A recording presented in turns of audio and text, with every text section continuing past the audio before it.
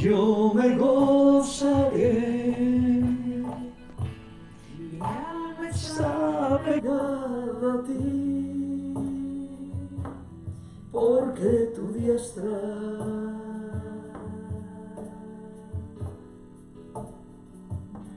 me ha sostenido. Oh, tu diestra me ha sostenido.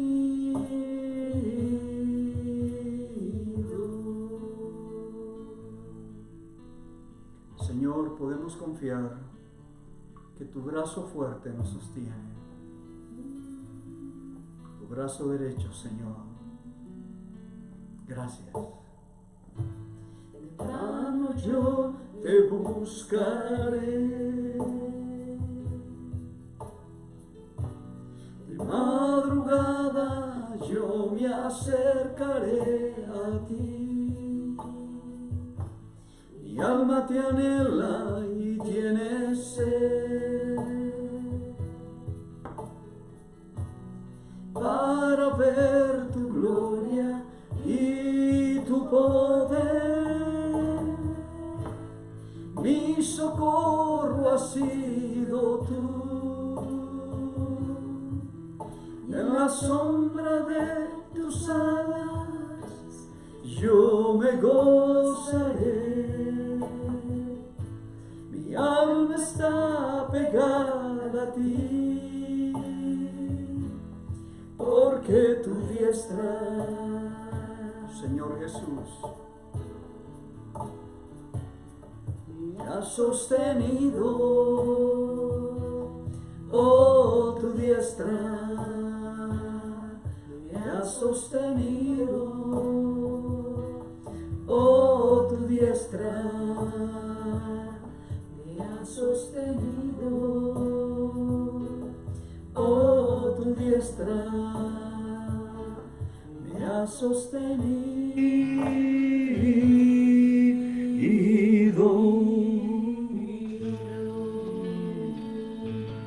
Gracias, Señor, gracias. Gracias por tu bondad, Señor. Oh Jehová, de tu mañana misericordia. oirás mi voz. Gracias. De mañana me presentaré y esperaré delante de ti. Amén. Amén. Bienvenidos a Juntos. Qué alegría estar con ustedes y poder compartir juntos el estudio de la palabra del Señor. Es una alegría para nosotros hacerlo en este horario de las 12, donde quizás algunos están pues disfrutando de sus alimentos. Voy a hacer algo que no debía ser un técnico, pero lo voy a hacer porque se me ha caído y me voy a quedar ahí colgado con el micrófono. Pero bien, estamos estudiando la epístola de Santiago, una epístola riquísima en donde nuestra creencia debe ir a la práctica. El propósito de Santiago era estimular a la iglesia, advertir también a la iglesia o mostrarle a la iglesia cuál debería ser nuestro comportamiento. Así que es una bendición, Santiago, porque es una carta donde la ética del reino de Dios debe de prevalecer. Sí, sobre todo esta tremenda fortaleza que estamos encontrando en la practicidad de esta carta, ¿verdad? Que no solamente es un concepto, el apóstol Santiago habla al corazón de la iglesia que está dirigiendo y les llama hermanos míos, les llama amados míos, nos está hablando de soportar las pruebas, nos está enseñando que no podemos echarle la culpa a Dios cuando somos tentados, sino que descubramos nuestra propia concupiscencia. Nos está hablando que cuando sale el sol con ese calor abrasador, la hierba se seca, la flor se cae y perece su hermosa apariencia, ¿verdad? Pero ¿cómo se destaca esas actitudes que deben de ser como el estandarte de la vida del creyente, ¿verdad? Amén. Porque habla de tener gozo cuando nos encontremos en las diferentes pruebas y especialmente cuando sufrimos por causa del Evangelio de Jesucristo, ¿verdad? Porque ellos en ese momento también estaban en una situación apremiante, no solamente de persecución, sino también las herejías, como estaban en boga. y el descubrir, ¿verdad? Cómo no podemos ser de doble ánimo, no podemos ser inconstantes, ¿verdad? Y habla también, que me llamó la atención a mí, que esa palabra de no erréis, ¿verdad? Que no podemos nosotros descuidar el estar plantados firmemente en la palabra del Señor, porque no erréis habla de una persona que no tiene un destino. Que anda vagando por ahí. Vagabundeando. Hay mucho creyente vagabundo realmente. No termina de afirmarse en una congregación y de profundizar en la vida discipular y el ministerio de la iglesia. Y van de un lado para otro, siempre encuentran algo en una iglesia, pero usted no va a encontrar la iglesia perfecta. Lo que podemos aspirar es una iglesia saludable. Una iglesia saludable estudia la palabra, le enseña la palabra. Muy bien, vamos a leer del verso 19 al 21 para recordar algunas cosas del día de ayer. Por esto, amados hermanos, todo hombre sea pronto para oír, tardo para hablar, tardo para irarse. Porque la ira del hombre no obra la justicia de Dios. Por lo cual, desechando toda inmundicia y abundancia de malicia, recibid con mansedumbre la palabra implantada, la cual puede salvar vuestras almas. Ya vamos a llegar al verso 21 y ahí vamos a recordar esa palabra concupiscencia. Ahora el apóstol Pablo nos está diciendo que la manera de ser un cristiano no solo es en lo que cree, sino en lo que habla y por supuesto más adelante en lo que hace. Ayer hablábamos de que debemos ser prestos para oír, tardo para hablar y por supuesto tarde para enojarnos. Esta parte del enojo que va con el verso 20, porque la ira del hombre no obra la justicia de Dios, me hace recordar a Moisés. Moisés, siervo fiel en toda la casa de Dios, el hombre más manso se consideraba, era un hombre que no reaccionaba, él sabía responder desde la presencia de Dios. Pero al final de su carrera, porque así suceden estas cosas, entre más alto uno esté en el Señor, más demanda hay para ese líder. Y estando ya al cierre, ya para poder entrar a la tierra prometida, el pueblo volvió a quejarse porque tenía sed y obviamente estaban en el desierto. Y cuando las cosas pues no son suplidas, uno se queja. Y volvieron otra vez donde Moisés, y Moisés fue delante de Dios, y Dios le dijo a Moisés, mire lo que le dijo Dios. Le dijo Dios, háblale a la roca. Háblale a la roca. Y de la roca saltó agua.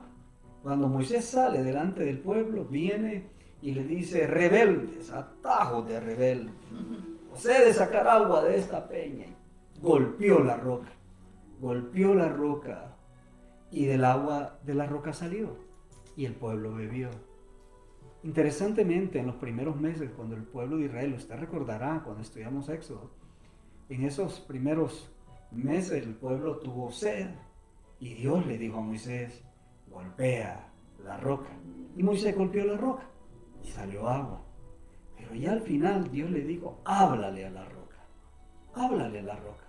Pero Moisés estaba tan enojado, frustrado, cansado, me parece a mí, pastor. Ya tenía alrededor de 119, 120 años. Yo creo que esa edad cualquiera se cansa, pero con todo delante de Dios, un líder, no hay excusa. Cuando, mire, pueden ser los demás los que tienen la culpa, pero el líder debe responder siempre a Dios en su temperamento, en su carácter. No importa la personalidad que tenga, delante de Dios uno debe representar bien a Dios delante del pueblo. Al igual que nosotros, los padres, debemos representar bien a Dios delante de nuestros hijos. ¿Por qué?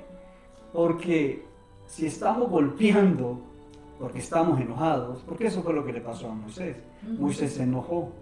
Y cuando uno está enojado, hermanos, uno no escucha. Es lo primero que pide Santiago, que seamos prontos para oír. Moisés estaba tan enojado que solo tomó la relación de la roca y el agua, y él solo se acordó cómo lo había hecho en el pasado y golpeó la roca, o de tan enojado que estaba, ni escuchó y golpeó la roca. Lo que haya sido, Dios le dijo a Moisés, háblale a la roca.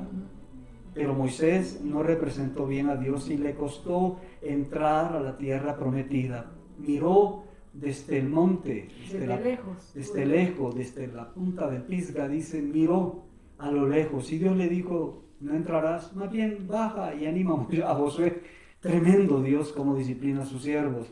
Pero aquí estamos ante un punto que dice, la ira del hombre no obra la justicia de Dios.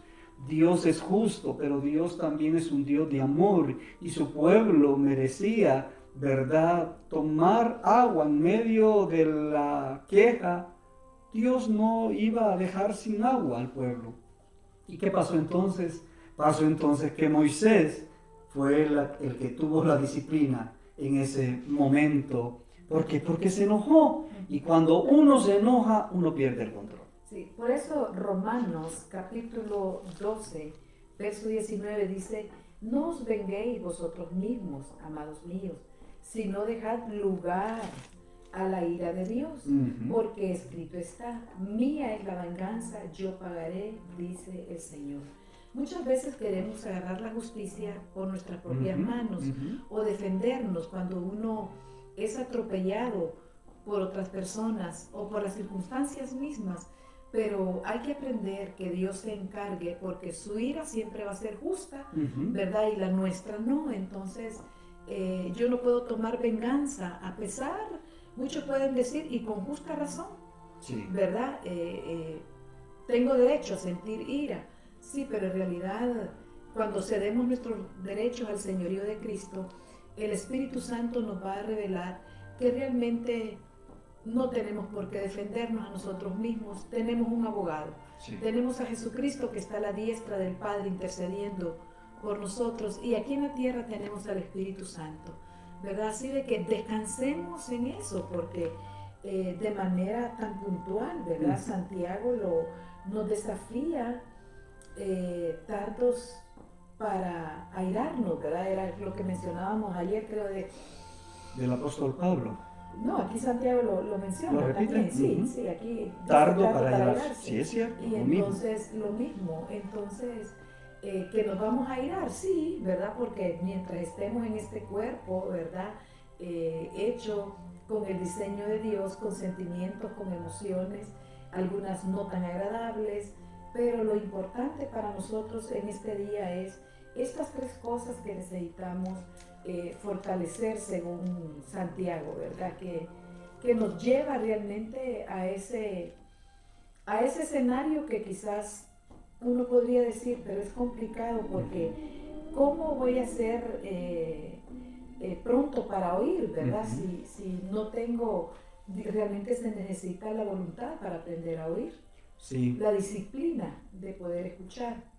Hay un enojo que es un enojo, una indignación santa. Por ejemplo, dice Marcos 3:5, entonces mirándolos alrededor con enojo, entristecido por la dureza de sus corazones, dijo al hombre, extiende tu mano, y él extendió y la mano fue restaurada sana, solo porque Jesús había hecho un milagro el día sábado a una persona que estaba tullida de su mano.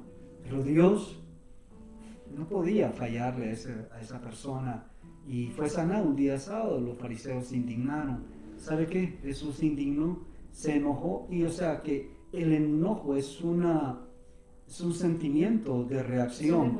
Es una emoción que puede ser correcta en su momento. Por ejemplo, cuando estaban diciéndoles a los niños, que le traían a los niños a Jesús, sí, dice Jesús en Marcos 10:14, viéndolo Jesús se indignó y dijo, dejad a los niños venir a mí, y no se lo impidáis, porque de tales es el reino de Dios. Hay padres que se enojan por cualquier cosa con sus hijos, no han aprendido mansedumbre, ya vamos a hablar un poquito de esta palabra, pero no han aprendido templanza, dominio propio. Y Jesús en medio de los niños les dice, dejen a los niños son niños, porque van a estar ustedes enojados con los niños. O Mateo 16:23 dice, pero él volviéndose dijo a Pedro, quítate de mí, Satanás, me eres tropiezo, ¿por qué no pones la mira en las cosas de Dios y no en las de los hombres? Jesús se enojó contra la injusticia, Jesús se enojó contra las operaciones del diablo. Jesús se enojó con las actitudes de otro. Leemos el último de Mateo 21:13. Jesús hizo esto 2 veces, al principio de su ministerio y al final, y les dijo: escrito está, mi casa, casa de oración será llamada, mas vosotros la habéis hecho cueva de ladrones, porque se había vuelto un mercantilismo afuera en el templo de Jerusalén. Eran transacciones todos los días, abusando así de la fe del pueblo. ¿Pecó Jesús? No, pues Jesús nunca pecó. Esto significa que podemos airarnos, como dice el apóstol Pablo, y como dice Santiago, debemos airarnos tardíamente. La ira, escuche bien esto, la ira es el último recurso de Dios para la humanidad. Y uno lo ve en Apocalipsis, está al final de los libros de la Biblia. Yo creo que quedó muy bien allí, porque ahí se derrama toda la ira de Dios contra toda impiedad y contra todos aquellos hombres y mujeres que no confiaron su vida a Cristo. Entonces, Dios es lento para la ira. También nosotros debemos de ser lentos para la ira. ¿Por qué? Porque si actuamos de inmediato, dice Santiago, la ira del hombre no obra la justicia de Dios. Y es que muchas veces, quizás ante las situaciones que nos toca experimentar, queremos nosotros la venganza, pero no podemos, o recurrimos a la rabia, ¿verdad? Que ya eso ya es un descontrol de emociones, y vamos salpicando por todos lados, porque una persona llena de ira siempre va a buscar atraer a otros hacia esa emoción que está experimentando, ¿verdad? Y no podemos permitirlo nosotros, mis amados hermanos, ¿verdad? La Biblia dice que seamos lentos, ¿verdad? Lentos para poder irritarnos, ¿verdad? Y esas situaciones que quizás nos han robado la paz, nos roban el gozo, el bienestar, no caigamos en esa trampa, ¿verdad? Dándole lugar o cediéndole terreno al enemigo. Usted nos pregunta, pastores, ¿ustedes se enojan? Por supuesto que sí. Pero hemos aprendido algo, que el enojo no debe durar en nuestra vida, porque si el enojo queda de manera permanente hace mucho daño. Por eso es que necesitamos ayudar a nuestros hijos en sus etapas de desarrollo, porque si el enojo queda en su alma y no puede sacar aquello que tiene, eso se va almacenando en su alma y en su corazón, y eso al final, hermanos, cobra unas facturas físicas, emocionales y hasta espirituales, porque por último el espíritu de uno termina siendo contaminado y entonces no puede mirar la gracia de Dios. El enojo mal manejado te lleva al resentimiento, el resentimiento a la amargura al odio y el odio a la venganza. Muy bien. ¿Dejamos entonces el verso 20 o tienes algo más tú? No. Hemos hablado bastante de la ira y cómo debemos de someter, ¿verdad?, esa área de nuestra vida al Señor. Si usted ha tenido episodios de ira, ¿verdad?, de querer vengarse, dígale: Señor, tuya es la venganza, ¿verdad? No lo quiero arreglar por mis propias fuerzas o mis propias capacidades, porque se puede arruinar. Yo creo que siempre hay que dejar espacio a que el Señor nos defienda. Me parece a mí que el Señor hable por nosotros, ¿verdad? Ese es lo mejor, el mejor consejo que le podemos dejar de lo que hemos aprendido aún de manera personal. Hay que dejar que sea el Señor quien nos defienda. Amén. Al final es lo mejor. Él sabrá pagar. A la vuelta de la esquina, Él hará justicia. Él hará justicia, conforme a su voluntad, que es perfecta y es santa. Bueno, el verso 21 dice, y es interesantísimo: por lo cual, desechando toda inmundicia y abundancia de malicia, recibid con mansedumbre la palabra implantada, la cual puede salvar vuestras almas. Ponemos en peligro nuestra alma, nuestra relación con Dios, si continuamos con el pecado en nuestra vida y no lo limpiamos. Pecado es pecado. El pecado original, hemos sido perdonados una vez y para siempre en Cristo Jesús. Pero del pecado personal sabemos que podemos venir delante de Dios. El que dice que no comete pecado realmente, dice el evangelista Juan, miente, se engaña a sí mismo. Pero si confesamos nuestros pecados, Él es fiel y justo. Pero dice que aquí que nos despojemos de toda inmundicia.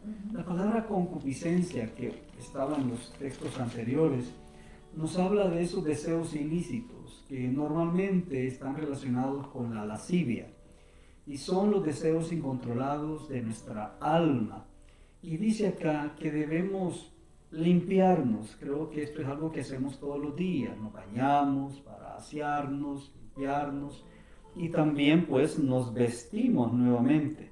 Entonces primero necesitamos desechar toda inmundicia y abundancia de malicia.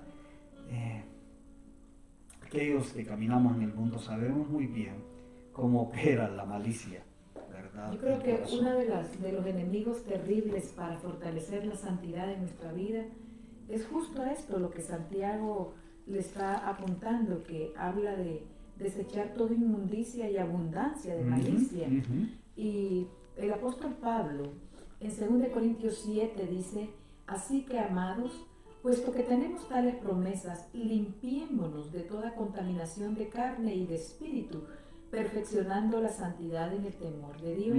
Y mire que esta es una acción personal, nadie más la puede hacer por nosotros. Siempre el Espíritu Santo, que es el que nos redarguye en nuestro interior, porque uno puede vivir de apariencias, pero esas apariencias un día van a desaparecer, porque generalmente las apariencias son temporales, ¿verdad? No tienen ningún fundamento. Pero cuando permitimos que el Señor vaya restaurando, transformando todas las áreas de nuestra vida, inmediatamente vamos a nosotros a percibir cuando se quiere ensuciar, ¿verdad? Sí. Cuando se pierde esa unción del Espíritu Santo, esa gracia de Dios. Amén. Por eso dice entonces que debemos desechar toda inmundicia. Y en la palabra inmundicia usted recoja todas aquellas cosas que ofenden realmente la santidad del Señor. Y abundancia de malicia, dice, recibir con mansedumbre, la palabra implantada. Moisés era el varón más manso del Antiguo Testamento. ¿Y qué significa ser manso? Bueno, la figura a veces de el animal, como el caballo, la mula, el burro, que es lo más difícil, se le llama amansar. Y eso significa que ellos pueden estar dentro de las personas sin tener esa reacción violenta del animal. Los caballos aprenden eso y se amansan y se les enseña. El burro es lo más difícil y creo que nunca termina de aprender. Pero por eso es que nos decimos, vamos a amansar este animal. Y decimos, es mansito. O a veces dicen, no, ese chuchito es mansito. ¿Qué significa? Que uno se le puede acercar y no le va a hinchar los colmillos, ¿verdad? De alguna manera entonces, ¿qué significa ser manso? Bueno, que me puedo acercar, que puedo conversar con esa persona, que puedo escuchar atentamente, que no voy a estar con esos disparos emocionales todo el tiempo, de estar reaccionando, cuidándome, cubriéndome en mi propia justicia o pensando que todo el mundo me quiere hacer daño, ¿por qué lo digo? No, a veces necesitamos escuchar, a veces alguien nos cuenta algo, escuchémosle, nada más, no tenemos nosotros por qué hablar, porque hay personas que no resisten que otros hablen de sus cosas, déjelos, eso es ser manso. Ser manso es ser una persona que realmente está consciente de quién es en Dios y que no va a estar inundado de enojo, de amargura o de inmundicia. Es que cuando hablamos de mansedumbre tiene que ver con ser enseñables. También. Cuán enseñables somos nosotros para recibir el consejo, la corrección, el cambio de dirección muchas veces, ¿verdad? Escuchamos la palabra porque Santiago dice la palabra implantada. Cada vez que oímos la palabra, yo creo que debemos de venir con mansedumbre, sí. Porque ¿cuánto voy a aprender? Hay personas que simplemente dicen, eso yo ya lo escuché, pero realmente está bien que lo haya escuchado, pero ¿por qué no camina un poquitito más? Y eso es parte y lo lleva a una acción en nuestras vidas, porque yo le pregunto, ¿cuántos mensajes hemos escuchado? Pero ¿cuánta vida transformada tenemos? Entonces, cuando somos enseñables, venimos como esa tierra sedienta, ¿verdad? a que el Señor pueda llenarnos, a que el Señor pueda, porque muchas veces no le permitimos al Espíritu Santo tocar ciertas áreas y ponemos tremendos límites o levantamos barreras, ¿verdad? Pero en realidad el mayor daño lo recibimos nosotros, porque cuando se habla, yo estaba pensando cómo Santiago habla de que debemos de mantenernos realmente puros, ¿verdad? Porque habla de desechar toda inmundicia y abundancia de malicia. Nuestra manera de vivir, nuestra manera de pensar, nuestra manera de accionar, debe de llevar como esa sazón de la presencia del Señor. Y él dice, bueno, es cierto, esas son cosas que no son fáciles, pero por eso es que necesitamos ser mansos, tener la mansedumbre, ¿verdad? Que también es fruto del Espíritu Santo, según Gálatas 5. Haga usted un experimento en su vida.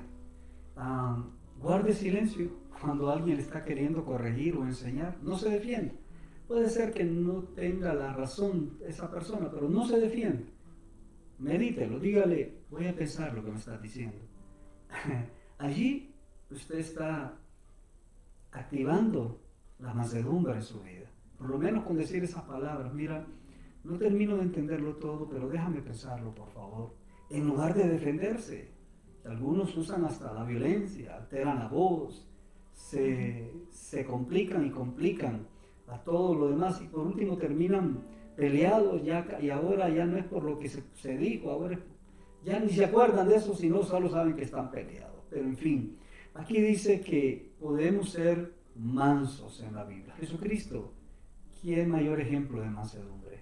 Que cuando lo maldecían, dice la Escritura, él bendecía. Eso es ser manso. Sería lindo un mensaje sobre la mansedumbre en los distintos niveles. Y nos dice al final, la cual puede salvar vuestras almas. La salvación es un acto de justificación. Esto quiere decir que en el momento en que yo le entrego mi vida a Cristo, yo soy limpiado y yo soy salvado. La salvación también es un acto de santificación, como bien decía la Escritura, perfeccionados en la santidad de Dios. Eso significa que la salvación es una obra también de santidad en nuestras vidas. Y la salvación es la eternidad, cuando estaremos para siempre con el Señor. No tendremos de qué preocuparnos por nada, por nada. Disfrutaremos esa vida de eternidad, de gozo permanente y de la paz que da Dios. Y es que la pureza que trae la palabra de Dios a nuestras vidas, eso es lo que realmente nos hace estar perseverando en Él y ser preservados también. Amén. ¿Verdad? De toda impureza, de todo engaño del enemigo. Ora, pastora. Señor, te damos gracias en este día. Hoy queremos permitirle al Espíritu Santo que inunde nuestro ser y pueda redarguir cualquier área de nuestra vida que necesitamos fortalecerla. Gracias, Señor, porque hoy nos unimos a este clamor de Santiago, donde dice que recibamos con mansedumbre la palabra.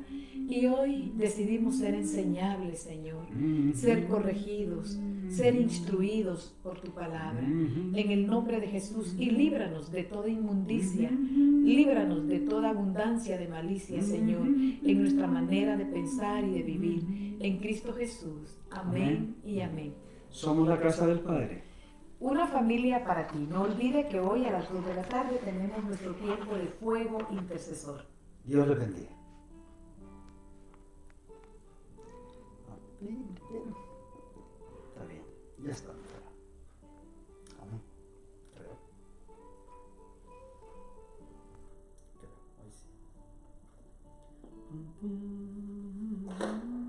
Arregle usted, voy a intentar hacer algo.